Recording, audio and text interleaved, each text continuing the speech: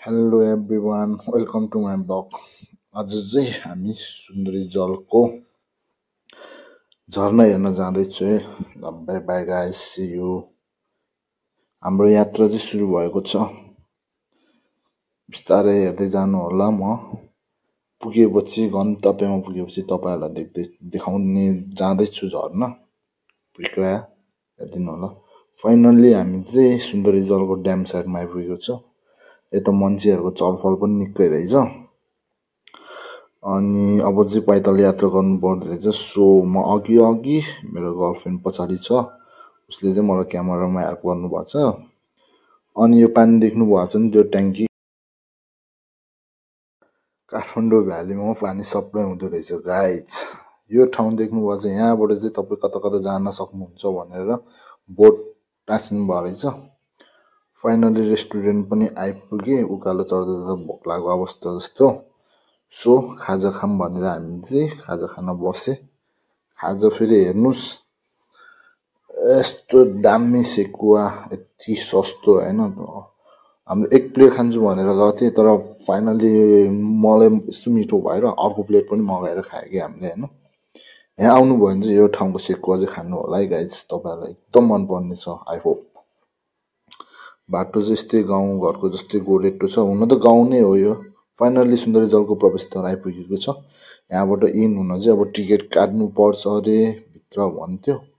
अघि देखाएको पाइपे हजुर, यहाँबाट चाहिँ पानी सप्लाई भइरहेछ काठमाडौँमा।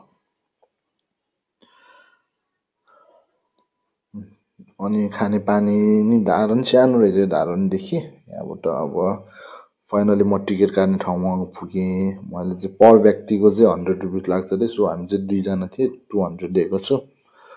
अब टिकट लिन्छु अनि माथि झरना हेर्नलाई जान्छु। म चाहिँ एकदम एक्साइटेड नै छु झरना हेर्नलाई। टिकट पनि मेरो हातमा आइपुगेको छ। अब हामी चाहिँ उकालो लाग्छु। ठाउँ ठाउँमा सानो सानो रेस्टुरेन्ट भन्नाले होटलहरु रहेछ, खाजा खाने पसलहरु पनि देखिए। यता भित्तातिर भगवानको भनौँ न के भन्छ मूर्ति समथिङ त्यो पनि रहेछ। बाटो चाहिँ यस्तो गोरेटो छ कि उकालो तल खोला बगिरहेछ। आई डोन्ट नो कुन खोला हो, तर यही खोलाको पानी नै झर्ना हो कि। अनि यही खोलाबाट नै काठमाडौँमा मान्छे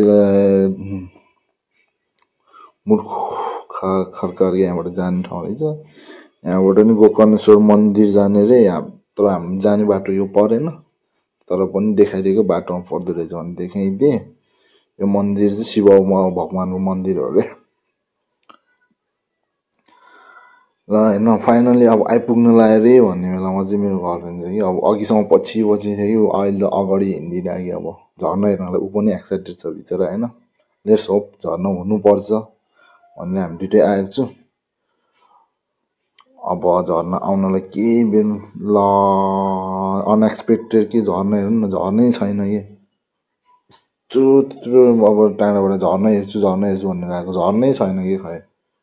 त्यो हिउँदोमा ती भरे जस्तो त्यसै झर्ना छ भनेर मान्छेलाई फसाउने यार। तट आई डोन्ट लाइक, मलाई मन परेन। ल भाइस फाइनली हामी चाहिँ अब फर्किन लाग्यो। झर्ना पनि नरहेछ, तै पनि ठाउँ चाहिँ राम्रो आइसक्यो, मन पर्यो यो ठाउँको। बाई बाई गाइज, हामी चाहिँ निस्के। See you in my next blog.